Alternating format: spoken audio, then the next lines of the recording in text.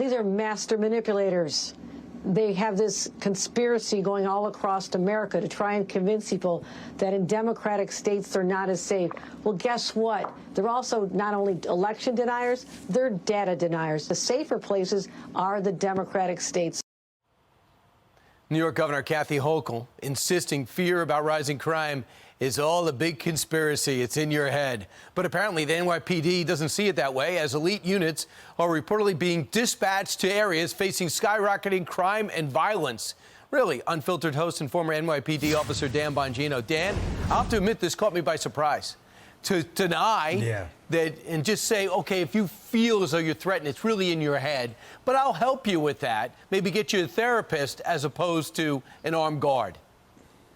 Yeah, you know, Jerry Baker has an interesting piece in the Wall Street Journal yesterday. Everybody should read about exactly this, that one of the most offensive things you can do to voters is to tell them what they see in front of their face, in fact, isn't real.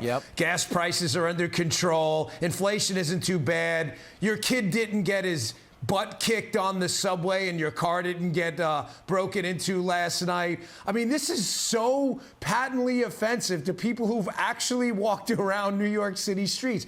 But there's a couple things about that clip of, and by the way, outside of Katie Hobbs, Kathy Hochul is the worst candidate for governor running in the country right now, hands down. She is, I mean, listen, I get it. I'm a conservative. It's hard for me to be objective on these matters. But I say that with a pure heart. She's just terrible. Terrible. And the one issue you definitely don't want to downplay is voters. But there were two things that jumped out at me with that clip. Number one, she calls Lee Zeldin a data denier, which I find fascinating because I lived through the NYPD transformation under broken windows where they used data to target low-level crimes, pulled low-level criminals off the street, and all the high-level crimes stopped happening too. Because when you get the guy jumping the turnstile, he doesn't go and mug someone on the train.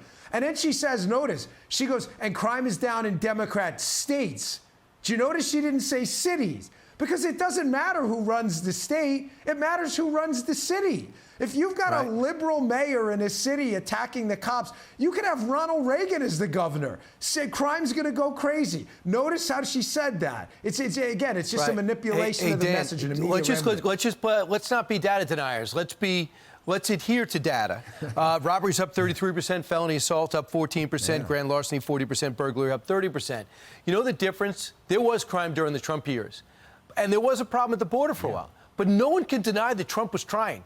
Offered the National Guard to Chicago, federal troops out to Portland, sat there and talked about being I would say, people thought over the top when it came to being directly physical with people that are out of control, with the riots took over the streets of every major city.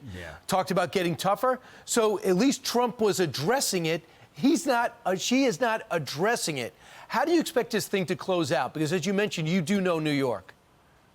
Yeah, I mean, I was a cop there. This is going to end, I think, very poorly for Kathy Hochul. If Lee Zeldin doesn't win, it's going to be ridiculously close, considering the Democratic lean of New York State and the city. But Brian, she's in real trouble again. I know cops, and here's the problem. Most voters do know a police officer or know someone who knows a police officer, and they talk. The Ferguson effect and the effect of the George Floyd BLM riots were real. They just look at the data. Liberal cities had a big problem after that. Conservative-run cities, although there are few of them and farther between, didn't have this problem. And conservative-run cities, we didn't have a problem down here in Martin County.